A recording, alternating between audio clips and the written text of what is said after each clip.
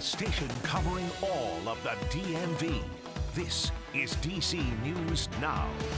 You're watching DC News Now at 10. And coming up, a major vote on a controversial housing plan in Arlington County could come as soon as tomorrow.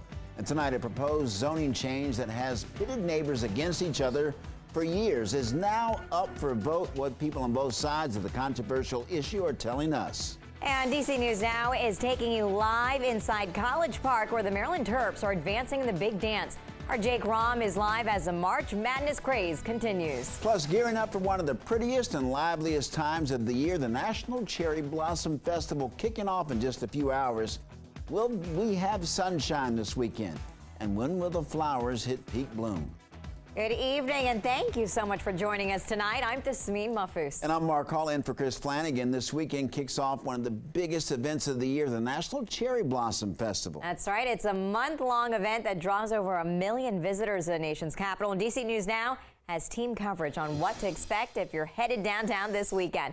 Mariel Carbone is standing by at the tidal basin hours before the crowds start coming in. But we start with that weekend forecast. Meteorologist Damon Matson joining us. Damon, will we see sunshine? Well, guys, it looks like this weekend is going to be one that's going to feature some changes. And the sunshine, well, we would love to see that again, because today we didn't get much of it. As a matter of fact, here this evening, we're still dealing with rain showers crossing through with a cold front now that is pushing off to the east. And again, these showers aren't anything that will really drastically impact you, but you may run into that soggy weather. Still dry across parts of D.C., southern Maryland, seeing a few light showers, but really it's this line of rain showers that is the main talking point here. Steadier rain just exiting Berryville, now moving into parts of Loudoun County along that Route 7 corridor near Round Hill, Leesburg. You're about to see some of those steadier rain showers here in a matter of minutes. So yeah, just a little soggy, but we will start to see things calm down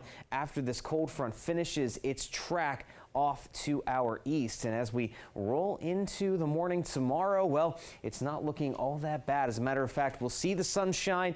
We'll have some chillier temperatures in the 30s, but one of the other talking points too is going to be the wind out there. It's going to be turning breezy, folks. How long is it going to stay that way? We'll let you know coming up in that full forecast here in just a bit. Damon, thank you. So setup is underway for the National Cherry Blossom Festival. It all kicks off tomorrow with the opening of the Cherry Blossom Welcome Center. And you'll find that between Theodore Roosevelt and Martin Luther King Jr. King Memorials. And that's where our Mariel Carbone is live tonight. Mariel, people are already down there today, ready for it all to get started. Yeah, that's right, Mark. There were people out here taking photos with the trees and the blossoms, all to beat the crowds that will start coming out here tomorrow when this festival kicks off. But the National Park Service, it's ready for the crowds. It's got its big stage set up here. There is the beer garden, the tents, the tables, and chairs all set up and ready for 4 weeks of this famous festival. It's so beautiful already. Pinks and purples are popping up around the tidal basin as DC awaits the peak bloom of the cherry blossom trees. I'm so excited to see it in full bloom and have the full effect of the flowers.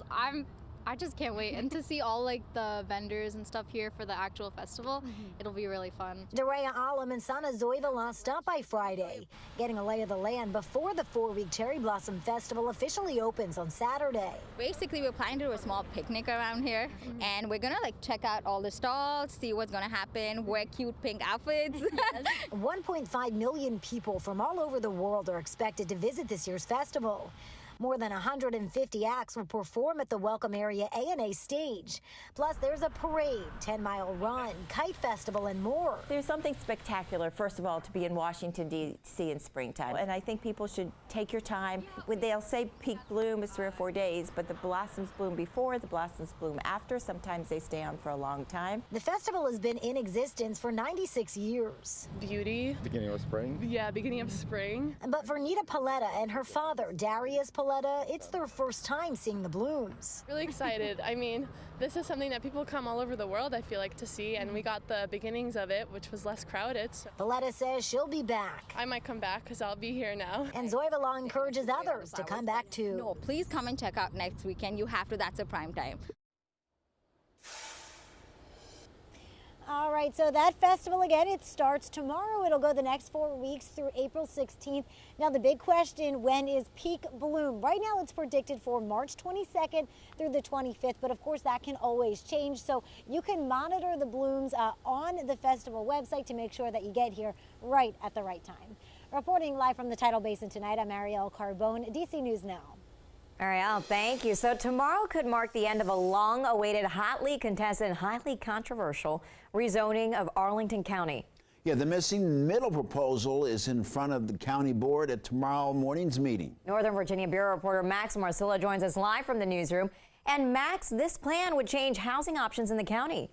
Yeah, essentially the county says the goal of this plan is to expand those housing options. It says right now the county has single-family homes and plenty of high-rise apartment buildings, but they don't have enough of those kind of housing options in the middle, hence the name Missing Middle. Now, this has been an issue at the forefront of county elections and neighborly debates. Proponents say if it's approved, Arlington will have more housing options, and in the long term, it'll help promote home ownership. But opponents telling us the county is overlooking possible consequences on parking and the tree canopy and overcrowding in schools. Even among people who support the plan, like the county's NAACP, even they've been dissuaded by the fact that the proposal, the county board removed 7 and 8 plexes from it recently.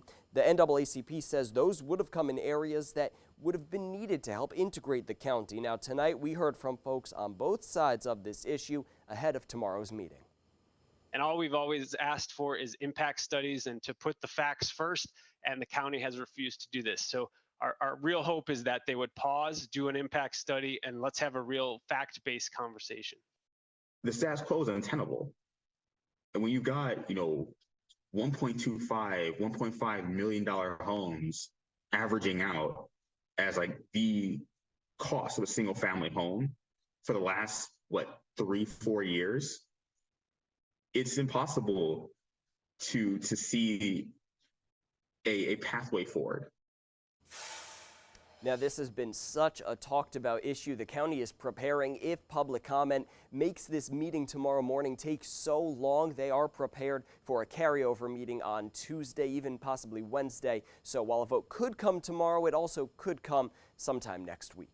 Reporting live in the newsroom, Max Marcilla, DC News Now.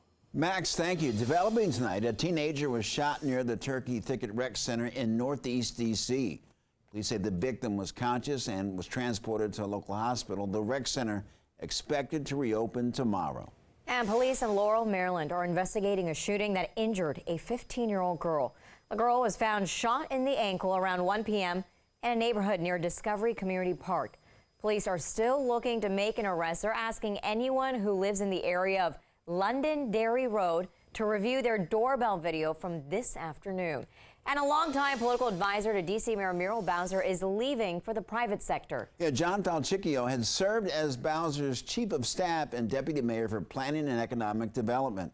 Now, the abrupt departure was briefly mentioned at the bottom of the press release sent by the mayor's office today. Falchicchio will be replaced by 2 people. Chief Technology Officer and Assistant City Administrator Lindsay Parker will fill the role of Chief of Staff, while former Department of General Services head Keith Anderson will take over as interim deputy mayor and for planning and economic development.